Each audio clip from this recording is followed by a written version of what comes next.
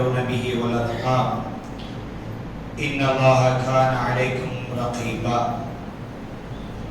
وقال يا أيها الذين آمنوا اتقوا الله حق تقاته ولا تموتن إلا وأنتم مسلمون وقال يا أيها الذين آمنوا اتقوا الله وقولوا قولا سديدا يصلح لكم أعمالكم ويغفر لكم ذنوبكم ومن يطع الله ورسوله فقد فاز فوزا عظيما وقال الله تعالى ربنا اغفر لنا ولإخواننا الذين سبقونا بالإيمان ولا تجعل في قلوبنا غلا للذين அன்பிற்குரிய அல்லாஹ்வுடைய நல்லடியார்களே, அல்லாஹ் சுப்ஹானஹு வ தஆலா அவரால் விதியாக்கப்பட்ட இந்த ஜுமாவிலே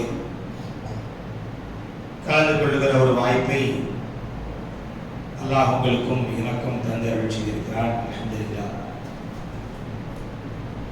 அன்பிற்குரிய அல்லாஹ்வுடைய நல்லடியார்களே, அல்லாஹ் சுப்ஹானஹு வ தஆலா அல் குர்ஆனில் நபி ஈசா அலைஹிஸ்ஸலாம் அவர்களை பற்றி நமக்கு நிறைய தகவல்களை அல்லாஹ் நமக்கு தருகிறார். ஏன் இந்த தகவல்களை தருகிறான் என்றால், ஒரு நல்ல வாழ்க்கை இந்த உலகத்தில் வாழ்ந்து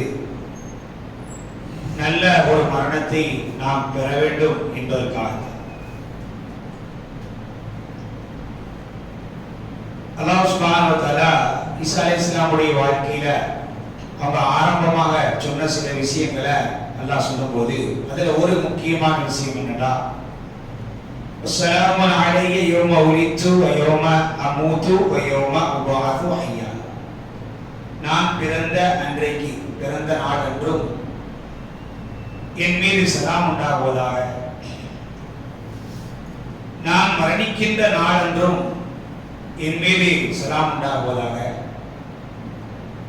நான் மறுமையில் எழுப்பப்படுகிற நாளன்றும் என் மீது சலாம் உண்டாகுவதாக என்று ஒரு பிரார்த்தனையை அல்லாஹ்விடத்திலே ஈசா அலைஹிஸ்ஸலாம் அவர்கள் செய்தார்.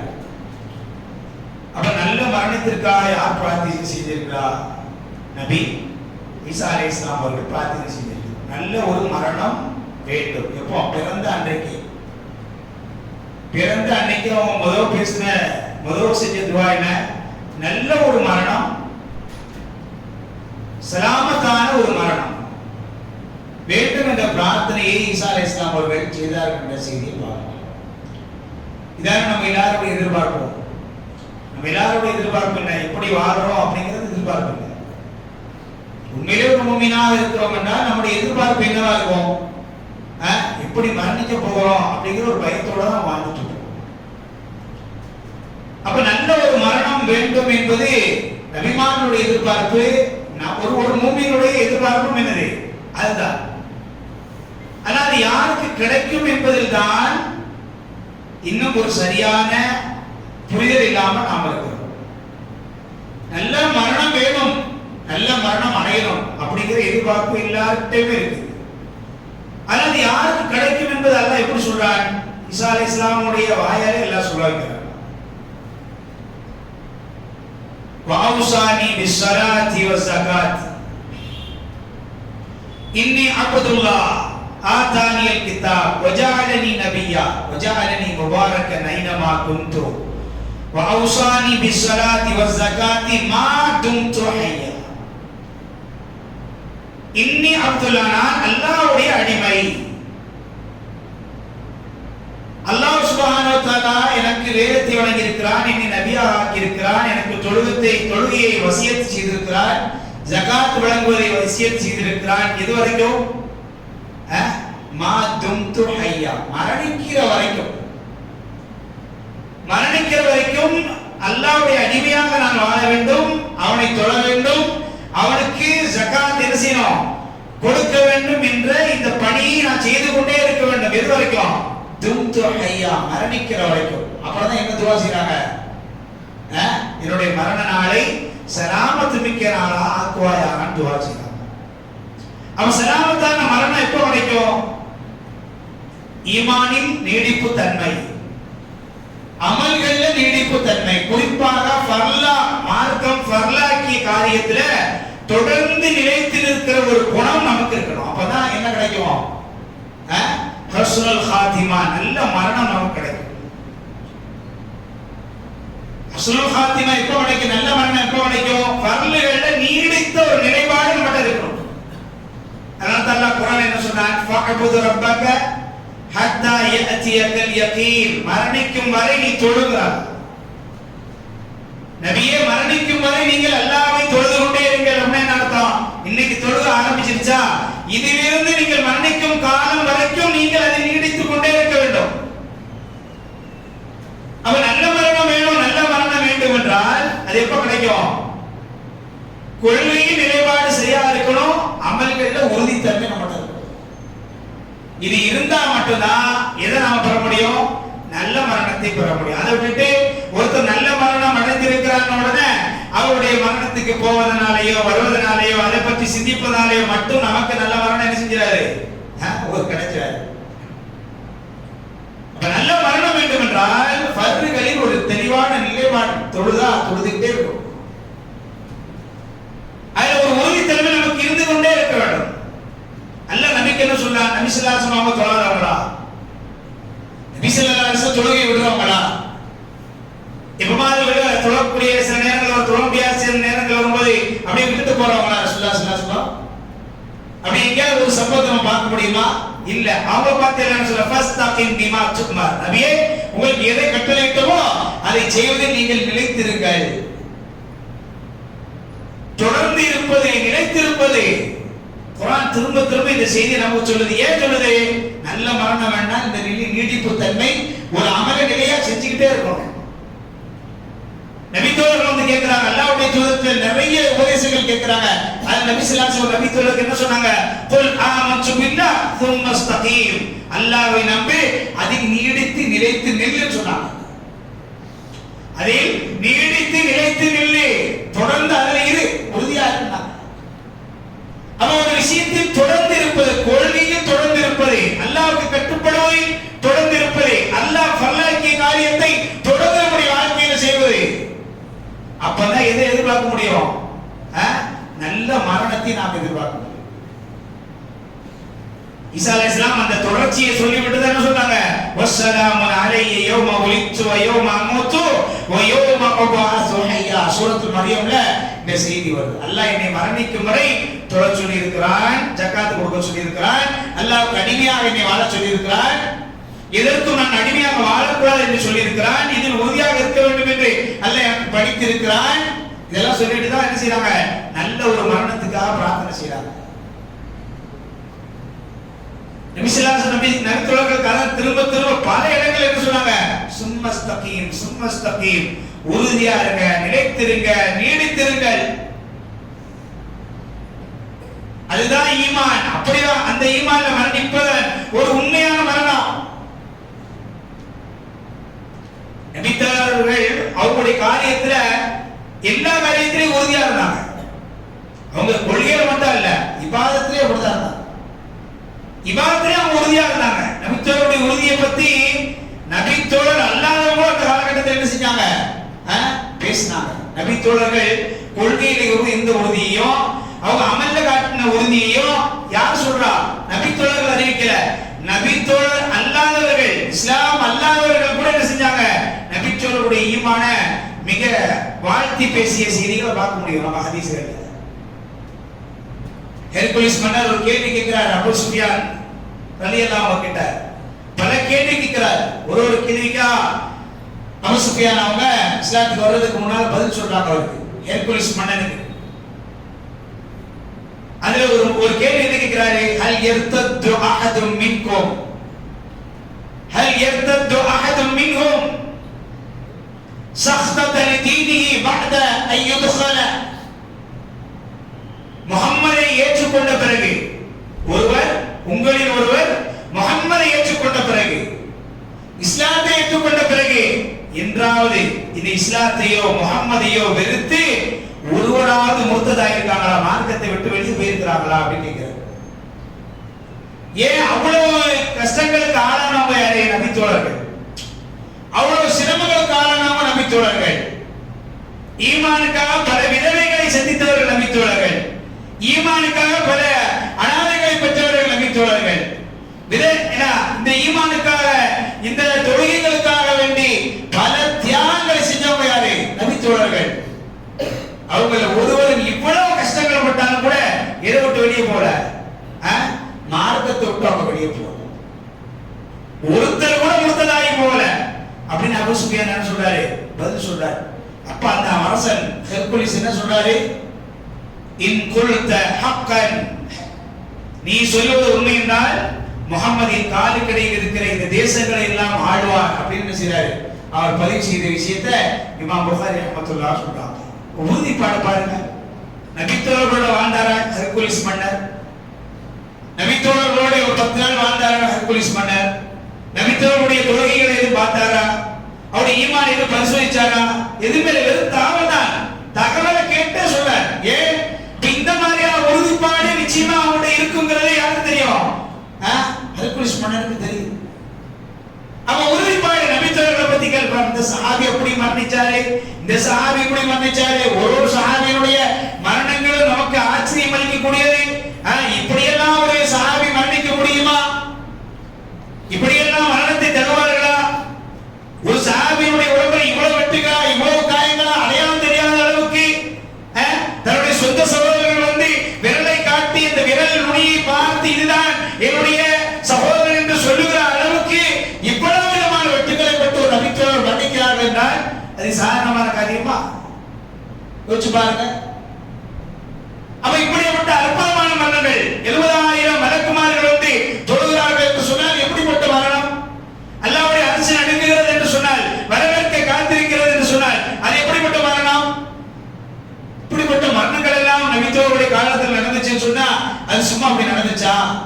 அதுக்கு பின்னால் என்ன நிலைப்பாடு, உறுதியான நிலைப்பாடு, கொள்கையில் உறுதியான நிலைப்பாடு, தொழுகையில் உறுதியான நிலைப்பாடு, ஜக்காத்தில் உறுதியான நிலைப்பாடு, குடும்பத்தை பேணுவதில் உறுதியான நிலைப்பாடு, பெற்றோர்களை பாதுகாப்பதில் உறுதியான நிலைப்பாடு, உறவுகளை பேணுவதில் உறுதியான நிலைப்பாடு, எல்லா நபித்தோர்களையும் ஒரே மாதிரியான நிலைப்பாடு, எல்லா நபித்தோர்களையும் ஒரே மாதிரியான நிலைப்பாடு. அப்ப அன்பார்ந்த அல்லாஹ்வுடைய நிலையிலே நாம் சிந்திக்க வேண்டிய விஷயம் இதுதான். நல்ல மரணம் வேணும், நாம் எல்லாரும் விரும்புறோம் தான். ஆனா அந்த நல்ல மரணத்துக்கான அடிப்படை என்ன? தீனில், மார்க்கத்தில், ஈமான்ல நமக்கு ஏற்பட்ட அந்த ஃபர்லுகள்ல, கடமைகள்ல தொடர்ச்சியான, தொடர்ந்து நிற்கிற, உறுதியாக செய்கின்ற அமல்கள் தான் நமக்கு நல்ல ஒரு மரணத்தை என்ன செய்யும், பெற்றுத்தரும் என்ற ஒரு விஷயத்தை நாம விளங்கினா போதும். அதுதான் ஈசா அலைஹிஸ்ஸலாமுடைய வாழ்க்கையில நாம பெற வேண்டிய மிக முக்கியமான பாடம். ஈசா அலைஹிஸ்ஸலாமுடைய வாழ்க்கையில ஆரம்பமாக அவங்க பேசின வார்த்தை தான், அல்லாஹ் அவனை அடிமையாக்க சொன்னதும், அடிமையா இருக்க சொன்னதும், அடிமைத்துவத்தை அவர்கள் அல்லாஹ் வெளிப்படுத்தியதும், அல்லாஹ் அவர்களுக்கு கொடுத்த தொழுகையை சரியான முறையில் தொழுததும், அல்லாஹ் அவர்களுக்கு இட்ட கட்டளையை ஜக்காத்தை சரியாக நிறைவேற்றியதும், அதுவும் மரணம் வரைக்கும் அதை செய்து கொண்டே அவர்கள் இருந்ததுதான் அவருடைய வெற்றிக்கு காரணம் என்பதை அவங்க வாயாலே என்ன செய்யலாம், அல்லாஹ் சுப்ஹானஹு வ தஆலா சொல்ல வைத்தான் என்ற செய்தியை நாம் பார்க்கிறோம். எனவே அன்பார்ந்த அல்லாஹ்வுடைய நடிகார்களே, நல்ல ஒரு மரணம் கிடைக்க வேண்டும் என்றால் இந்த உறுதிப்பாடு, உறுதித்தன்மை, ஒவ்வொரு விஷயங்களையும் நமக்கு என்ன செய்யணும், இருக்க வேண்டும். அல்லாஹ் சுப்ஹானஹு வ தஆலா அப்படிப்பட்ட உறுதி உள்ளவர்களாக நம் அனைவரையும் ஆக்கி அருள் செய்வானாக. வாஹித் தஅவானா அல்ஹம்துலில்லாஹி ரப்பில் ஆலமீன்.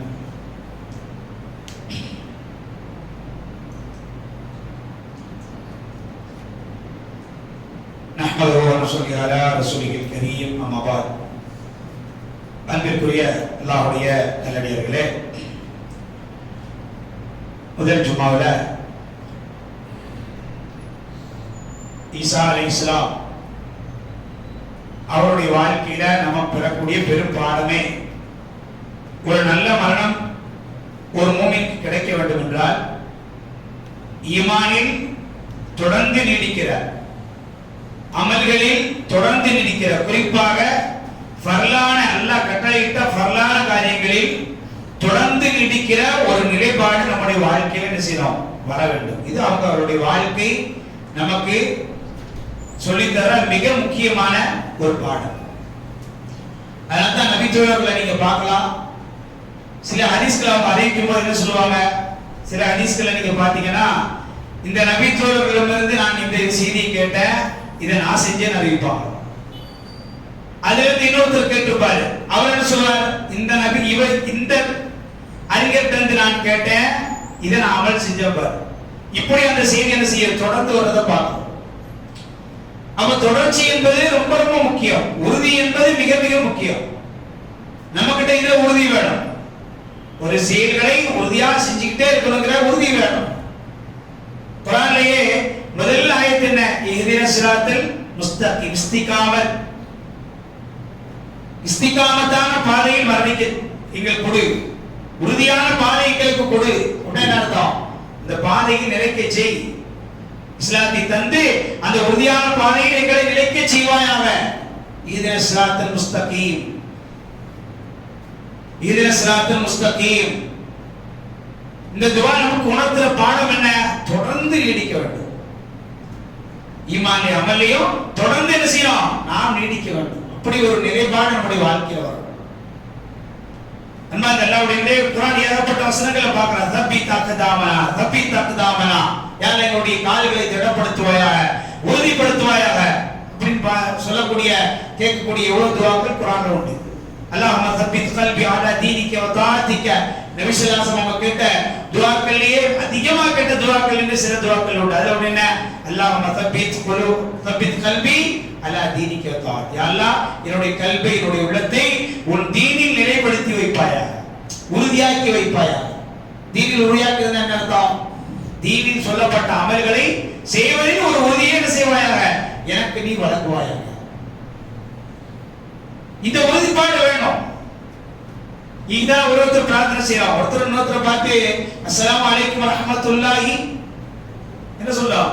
அஸ்ஸலாமு அலைக்கும் வரஹ்மத்துல்லாஹி வ பரக்காத்துஹு. பரக்காத்துஹுனா என்ன அர்த்தம்?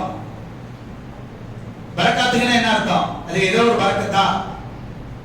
அப்படி இல்ல. அஸ்ஸலாமு அலைக்கும் வரஹ்மத்துல்லாஹ், உங்கள் மீது சாந்தி உண்டாகட்டும், அமைதி ஏற்படட்டும், அல்லாஹ் சலாமத் செய்யட்டும், அல்லாஹ்வுடைய ரஹ்மத் உங்களுக்கு இருக்கட்டும், இறக்கட்டும், அல்லாஹ் உங்களுக்கு வழங்கட்டும். பரக்காத்துஹு, பரக்காத்துஹுனா என்ன அர்த்தம்? அதில் அல்லாஹ் தொடர்ந்து உங்களுக்கு தந்து கொடுக்கட்டும் அர்த்தம். பரக்காத்துஹுனா என்ன அர்த்தம்? அந்த ரஹ்மத்தை, அந்த சலாமத்தை அல்லாஹ் உங்களுக்கு தொடர்ந்து தந்து கொண்டிருக்கட்டும். அல்லாஹ்வும்ம பாரிக் அலா முஹம்மதின் வ அலா ஆலி முஹம்மதின் கமா பாரக்த அலா இப்ராஹீம். இப்ராஹிம் நபிக்கு அல்லாஹ் பரக்கத் செய்ததை போன்று நபியின் குடும்பத்தாருக்கு நபிக்கும் அல்லாஹ் பரக்கத் செய்யட்டும் என்ன அர்த்தம்? அல்லாஹ் நபி ஸல்லல்லாஹு அலைஹி அவர்களுக்கு என்னென்ன அருள்களை எல்லாம் துன்யாவிலும் மறுமையிலும் கொடுக்க வேண்டும் என்று சொன்னானோ அதை அல்லாஹ் உறுதியாக்கி வைக்கட்டும். அப்ப பரக்கத் என்றால் என்ன அர்த்தம்? அல்லாஹ் உறுதியாக்கி வைக்கட்டும் அர்த்தம். பாரக்கல்லாஹு லக வ பாரக அலைக வ ஜமா பைனகுமா ஃபீ கைரின் அர்த்தம். அல்லாஹ் உங்க ரெண்டு பேரையும் சேர்த்து வைக்கட்டுமா நல்ல காரியங்கள்ல. அப்படி என்ன அர்த்தம்? அதில் உறுதியாக்கி வைக்கட்டுமா அர்த்தம்.